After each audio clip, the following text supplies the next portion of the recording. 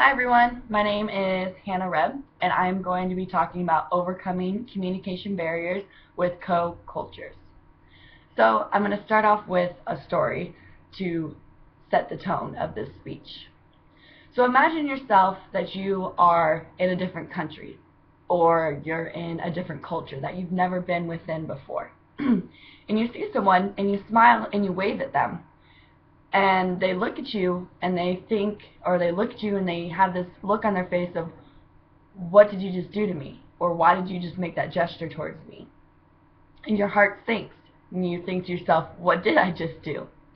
Well, maybe to them that was a bad gesture, or maybe that was a vulgar gesture in their culture. So, with that being said, let's talk about what is culture. To me, culture is a way of life, meaning rules, clothes, food of a certain group of people. So a certain group of people didn't get together and say, hey, this, and this is what's going to happen. It's just sometimes it naturally happens. So with that being said, thinking about it, we have many different cultures here just in America. So we need to educate ourselves about them. So not only when we travel to different countries, we need to educate about those too, but the ones here at our own home we need to educate ourselves about. With that, we also need to learn about the different language that comes along with our culture. So like proper grammar and slang. So we personally, when we're talking to somebody who is not used to our culture, we need to use proper English, because when they learn English, they learn the proper way to use English, not the slang and the shortcuts, because that's just too confusing and too much. And that might be the same way to them. So we need to learn proper, the proper language versus the slang, and that will help us, I think, with the communication barriers. I also think that we need to be aware of the environment that we're in.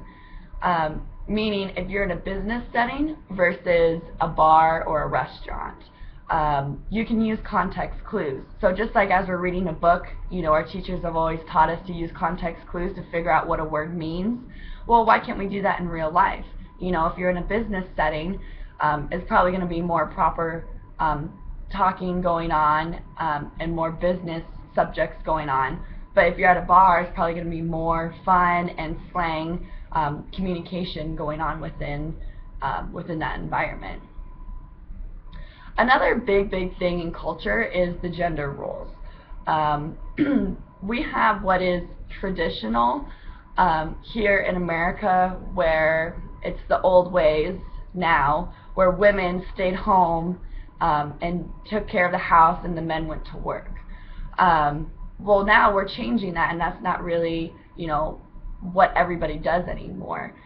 So we need to learn about those gender roles in those different cultures around us, so that we don't insult anybody with our questions or with our gestures, because maybe they still do that in their culture, or maybe they don't do that in their culture, or maybe it's something completely different with gender roles that we have no idea about. So once again, we need to educate ourselves to become better communicators and to knock down these communication barriers that we have within different cultures.